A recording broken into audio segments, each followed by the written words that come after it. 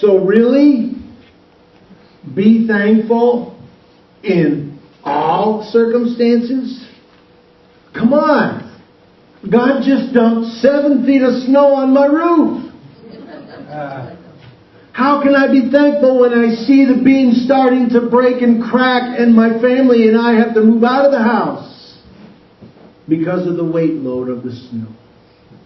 Really, be thankful in all circumstances. When I had a freak bicycle accident at a church camp and discovered myself injured in a way I had not planned or expected, my life has been changed forever.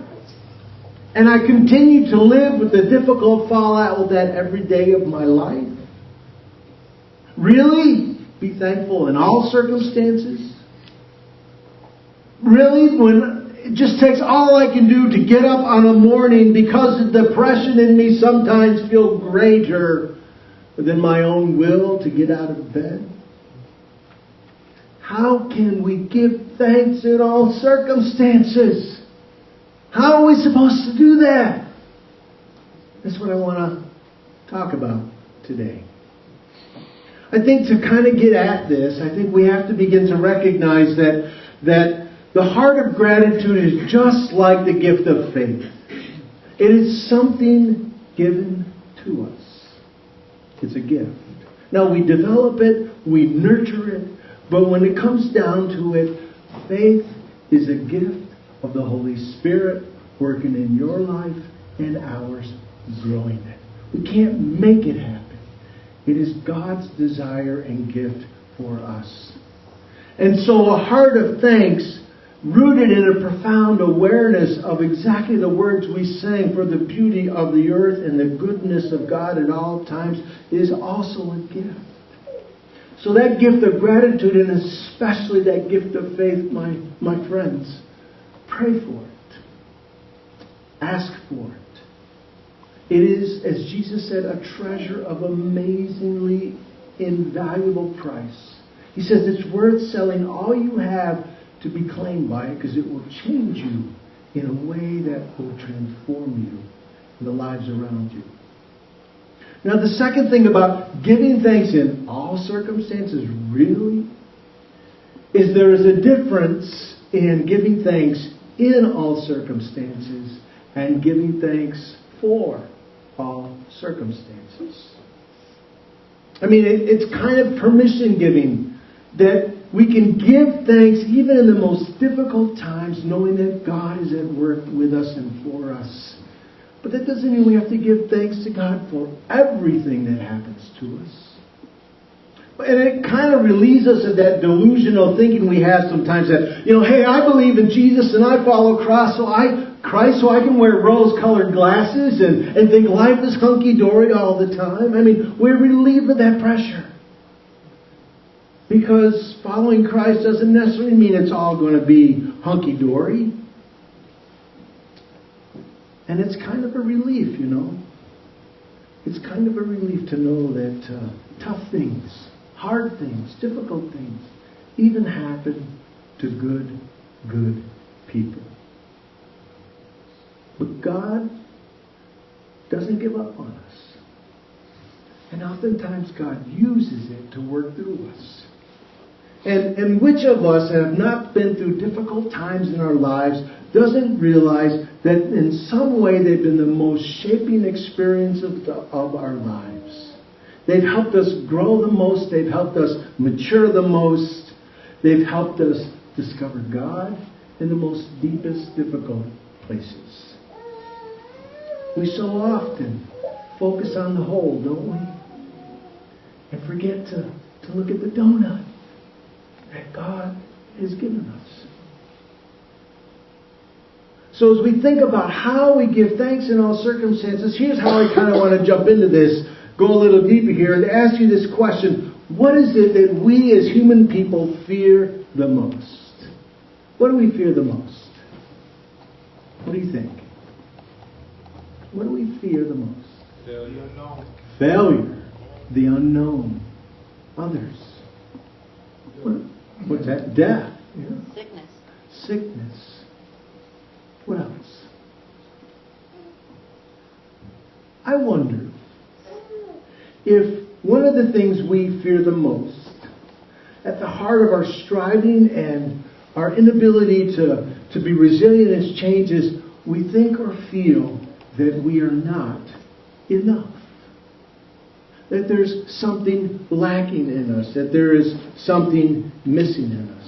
And I think that's a big fear in our Western culture, because why do we work so hard to gain such a reputation and accumulate so much and some desire to prove that we are enough?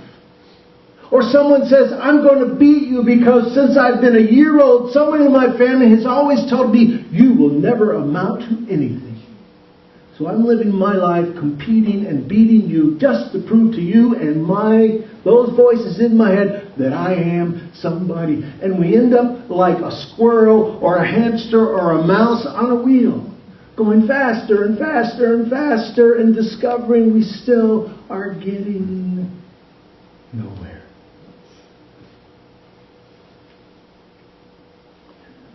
I think the Bible speaks to this. And I think it does it from the very beginning. Genesis, the whole narrative of Adam and Eve. I mean, think about this for a minute. First, God is described as creating all of the world in 6 days. However you want to think about 6 days, metaphorically or literally, it doesn't matter. God created it, and God said after every day, this is good. And then after the 6 days, when everything was completed, God decided to take a break. Remember this, to take a break, to sit back, to have a Sabbath. And as God began to do that, God looked at everything God had created and said, this is not just good, this is very good. Which is another way of saying this is enough. It's plenty. It's all we need. So then the whole Garden of Eden thing happens, right? And God tells Adam and Eve, He puts some boundaries. Well, first, God tells them that, okay, you can have fruit of all the trees of the Garden of Eden, but the one tree of the fruit of the tree of the knowledge of good and evil, you can't eat that, because if you do, you will die. And they listen, God puts boundaries on it. Right? We get that. How important it is to have boundaries in our life. Some things we should be choosing for, and other things we shouldn't be choosing for if we want to live a rich, God-filled life, people embracing life. And then the serpent shows up, right? And the serpent says to Eve, so what did God say about the fruit of the tree of the knowledge of good and evil? And she says, oh, God says we can't eat of it because if we do, then we're going to die. And the serpent brings a temptation and a thought that hadn't existed. The serpent said, God didn't say that. God said, if you eat of the fruit of the tree of the knowledge of good and evil, then you will be like God. Now that's not what God said. But the idea gets entered in. And all of a sudden, I can see Adam and Eve, just like us, going, wait a minute. I don't have it all. There's something missing. I'm not enough.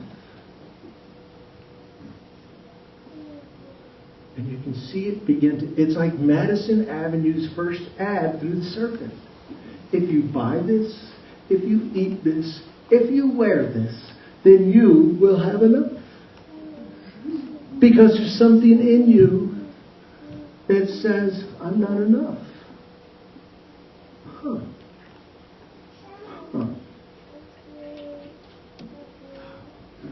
That's the sinister part of the temptation to compare ourselves to others, how do we know we're not enough if we don't find that powerful experience and insight from God and trust God that we are enough and that God does supply our needs, that in God there is enough? How do we know? Well, we discover it in looking outside of ourselves, don't we? What are my neighbors driving? I don't have that. What are they grilling their steaks on? I don't have that. What's Beyonce twittering about? It's not my life. What's Taylor Swift wearing? If I wore that, I might have enough. And we think that by getting something else, we will be enough. that is why the practice of gratitude is so important. Because gratitude, my friends, breaks the cycle. It says to us that our peace, our contentment, our lasting joy is not from something outside of us, but from focusing on the donut and not the whole, and realizing that in the love of God, we are enough and have enough.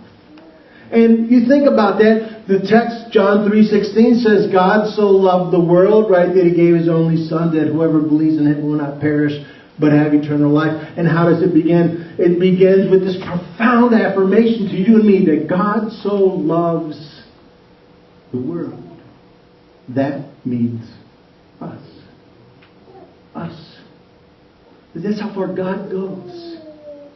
To love us and care for us.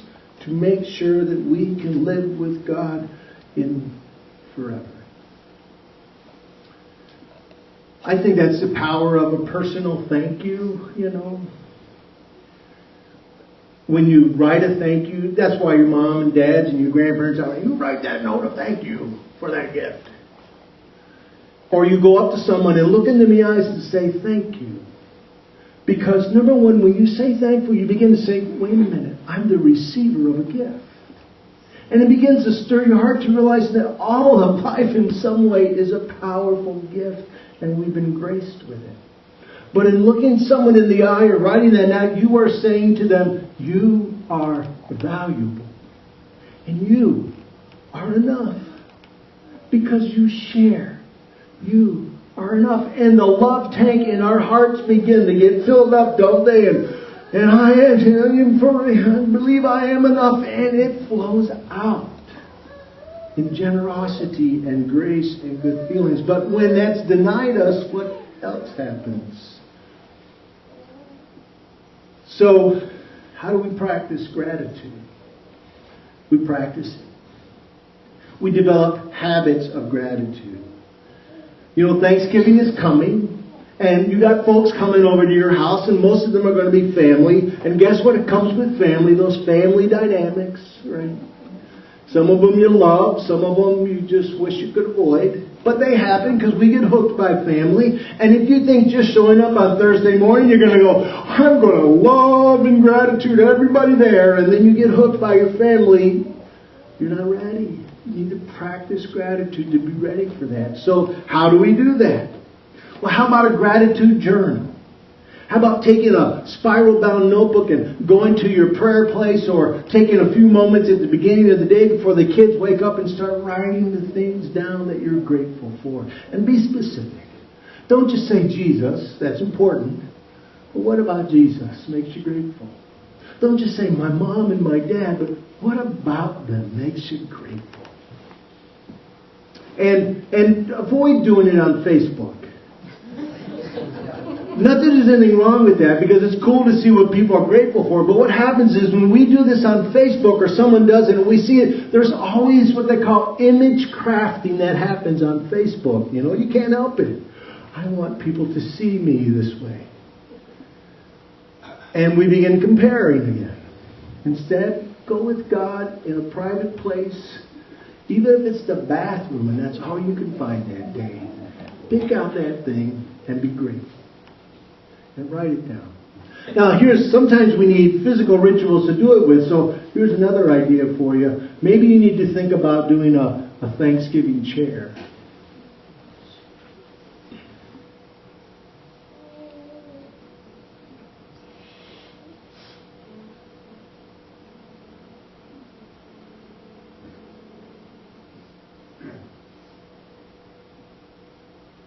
Is it going to work?